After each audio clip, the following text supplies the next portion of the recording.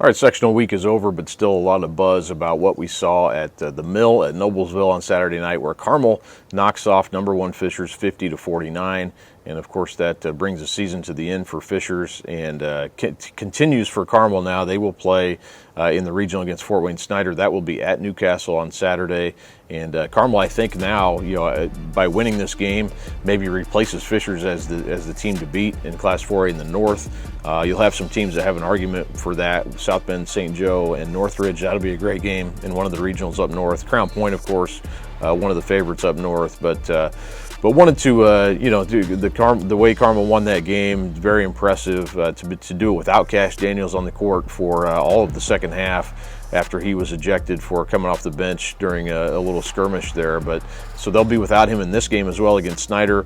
And then Fishers, to touch on them, 83-3 over the last 3 seasons. Won state title 2 years ago. They came 1 point away from doing it last year against Jeffersonville, and then lose this 1 point game to Carmel in the sectional. So Carmel's, out of that 83-3, Carmel handed them 2 of those losses. But I've heard some people talking about how Fishers, by losing this, this 3-year run is, kind of becomes a little bit of a disappointment.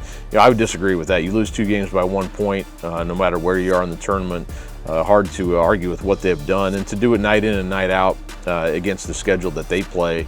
I think a testament to being ready to play every night for sure, and what they've done, that should not be diminished. And they won 1 state title, so you can't say they didn't win it. But credit to Carmel, they came ready. They took a punch there late.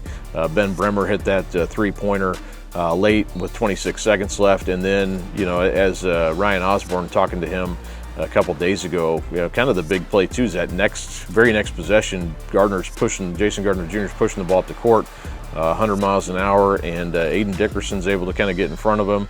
And then when Gardner gives it up, Dickerson slides down and he steps in front of Ethan Hillsman, forces him to travel. So that was a huge play and a hustle play really by Dickerson to make that, and that's kind of what it takes sometimes to get these wins where it's one bounce of the ball either way and you're in or out. So but anyway, Carmel moves on. Fishers will go home now, and it'll be interesting to see what happens here for Carmel these next, going into Saturday's regional, and then perhaps beyond that, if they are the team to beat now. But the 4A North definitely took a little bit of a different look after Sectional 8 at Noblesville, and Carmel will now go on and play Snyder.